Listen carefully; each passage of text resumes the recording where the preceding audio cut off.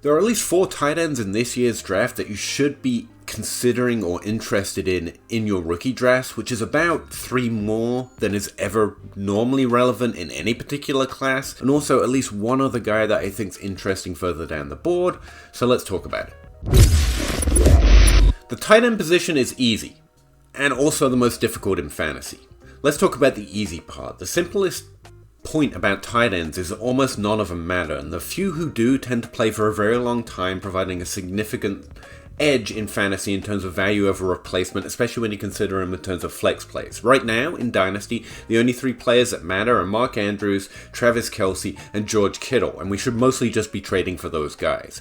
And typically, I hunt them in their sophomore offseason. So right now, I'm really interested in Greg DeLuch, I'm really interested in Trey McBride, and I'm really interested in Isaiah Likely. Those are the 3 that stand out to me right now if you're looking for someone who might be one of those guys, or at least provide usability at a reasonable trade value in Dynasty right now.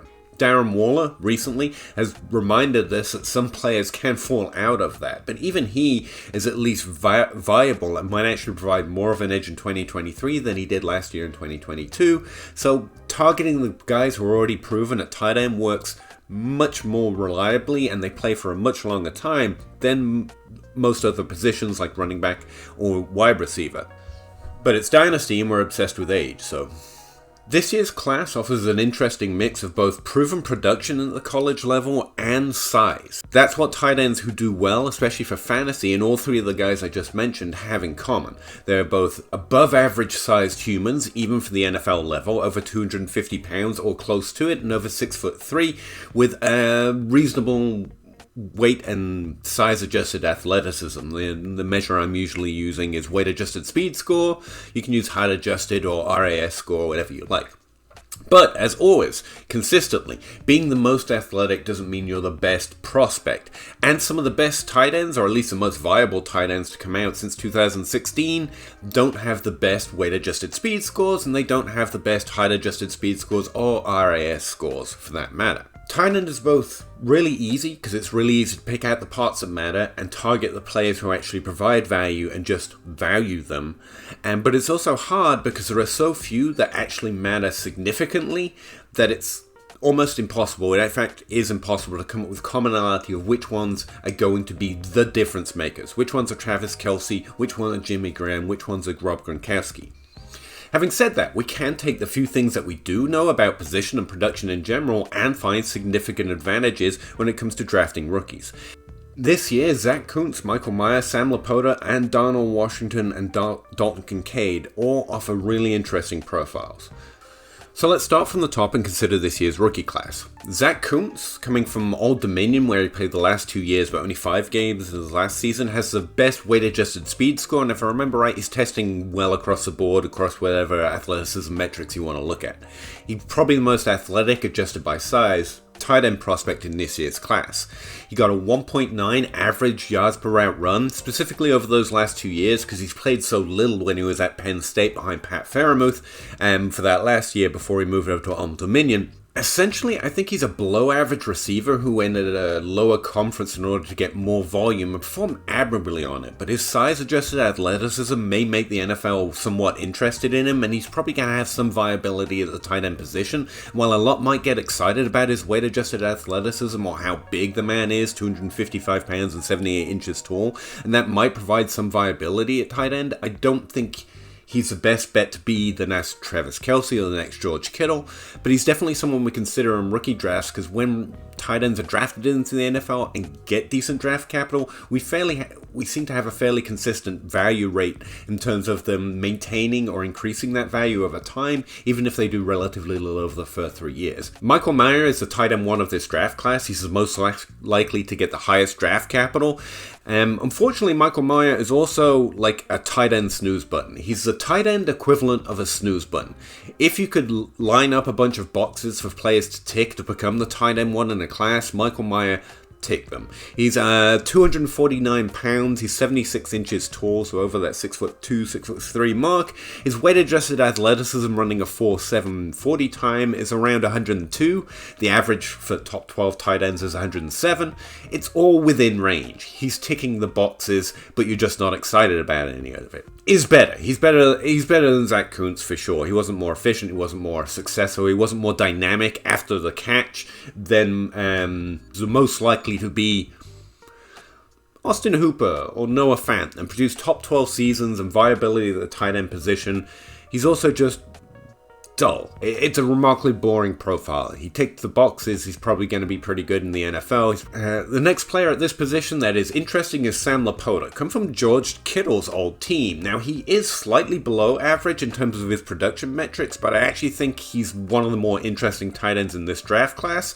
He got a 1.88 yards per route run for the entirety of his career. The ideal is 1.9, but he's also 245 pounds, 75 inches tall, and actually had a better weight-adjusted athleticism score than Michael Mayer at 110. That's significantly better because he ran a 4.6, essentially at a similar size.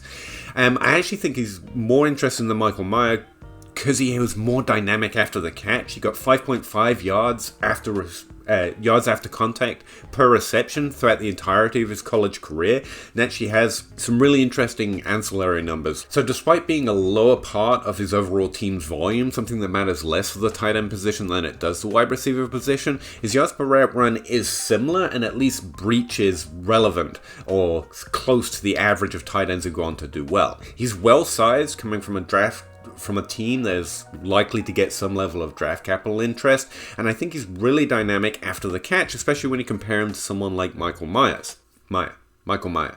just the one.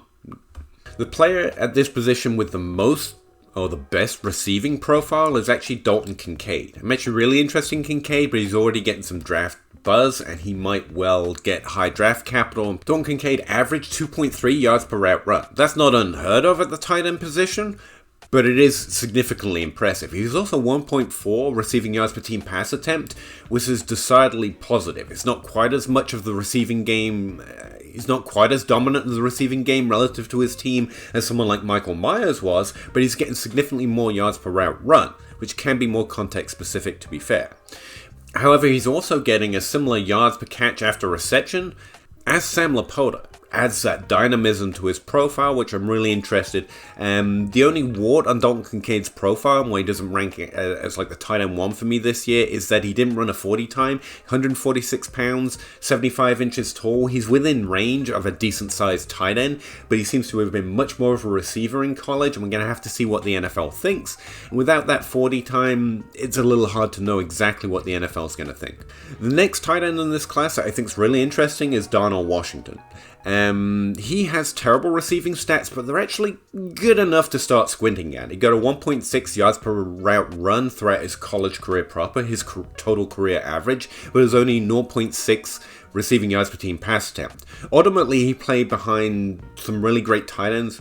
Darnell Washington played behind the tight end 1 of next year's class for 2 full years, and in his first year, he was only 5% of the overall team's targets, playing behind someone else who I forget. Ultimately, he's the Roschon Johnson of this year's draft class, but at the tight end position. He was playing behind a much better prospect who got the majority of his team's overall usage, much like Zach Kuntz, but Zach Kuntz moved to Old Dominion to play for a couple of years and co-opt a larger part of a lower passing grade offense. Darnell Washington, however, stayed on the same team, playing at Utah in the Pac-12 throughout the entirety of his college career. He's got good blocking grades, and the one note I would be concerned about is that he has got more on tape, whatever the NFL is watching, to show him to be a well-sized blocker at the tight end position, and that could ultimately be the role they want to put him in the NFL. But the tight end position is all about weird, and that 1.6 yards per route run is not bad, even playing, especially when you consider how he was playing and the role he was playing for his offense for the last 3 years.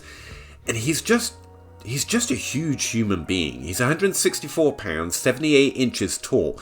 He ran a 40 time of 4.6, which gives him a weight-adjusted speed score of 113. He's a giant who can move, and the idea that that yards per route run might actually indicate he has some receiving talent, and then that gets utilized in the NFL, is really tempting. It gets more tempting if you consider his yards after contact per reception, where again, you're looking for that dynamism after the catch, something George Kittle, with a below average profile, receiving profile proper, actually had in his profile. It can actually be one of the exceptions. A few tight ends who actually produce in the NFL, but have below average receiving, tend to, not always, but tend to have this high dynamism after the catch, George Kittle being the pinnacle example. Donald Washington had 7 yards after contact per reception for his career proper. There are a lot of really interesting names in this class that I've heard a lot of different things about, and there are many positive things to say about them, I'm sure. But those are the prospects that really stand out to me. The one guy who peaks above the crowd after those top 5 is Josh Weil.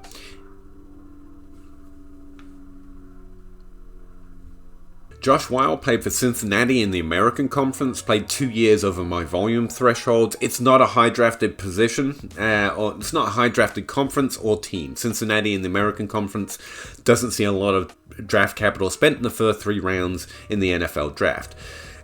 And his receiving production is a little subpar. That 1.6 yards per reception, again, the average is 1.9. He's also only got a 0.9 receiving yards per team pass attempt. So he's a relatively small part of the offense in a lower drafted conference. Why do I like him? Because he was consistently more dynamic after the catch than he should have been.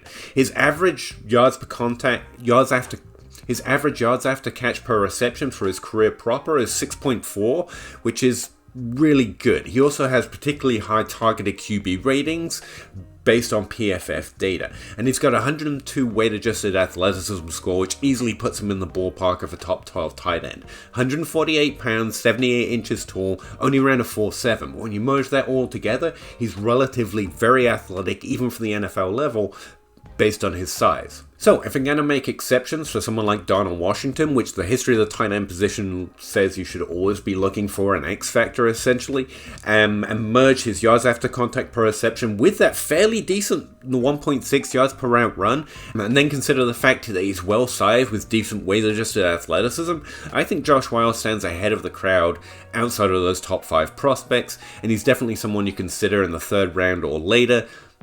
Everything's draft dependent. But last year I was drafting Kenny Yeboah for similar reasons, and I don't regret it at all, because shooting for those wild cards at the tight end position is always a good move. So putting all that together, my tight end ranks right now is I have Michael Mayer, Sam Laporta in the first tier, back-to-back Mayer then Laporta, basically based on expectation of draft capital, but also based on the receiving profiles I just mentioned. Next up is Dalton Kincaid. If he gets draft capital, he's easily going to elevate up there, because despite being less of a blocker and having no 40 time, I think that receiving profile is probably the best in the class, especially relative to the position.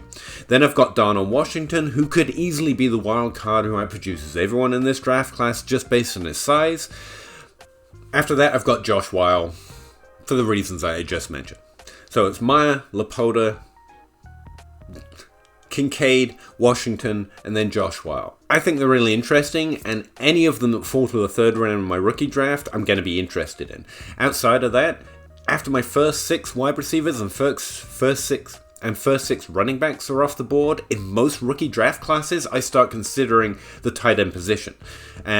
If you want something to back that up, consistently since 2014, the 2nd and 3rd round have higher hit rates for those drafted on average based on DLF ADP for the tight end position than either the running back or the wide receiver position. While we do value those positions more broadly, more in dynasty and fantasy football in general, those who slip into the 2nd round and the third round of DLF ADP tend to have higher hit rates because we take so few shots, and so we tend to take them based on a relatively decent balance of the receiving profile and also their draft capital. So they're always viable, especially when you get to the 3rd round, where most people are just taking their deep wide receiver shots, who tend not to work out as often, and the deep running back shots, who are mostly about opportunity opening up in the NFL. Anyway, thanks for checking out the video. Let me know what you think. Check out the data pinned to my Patreon and also my Twitter timeline if you're interested. And yeah, I'll see you in the next video. Thanks. Bye.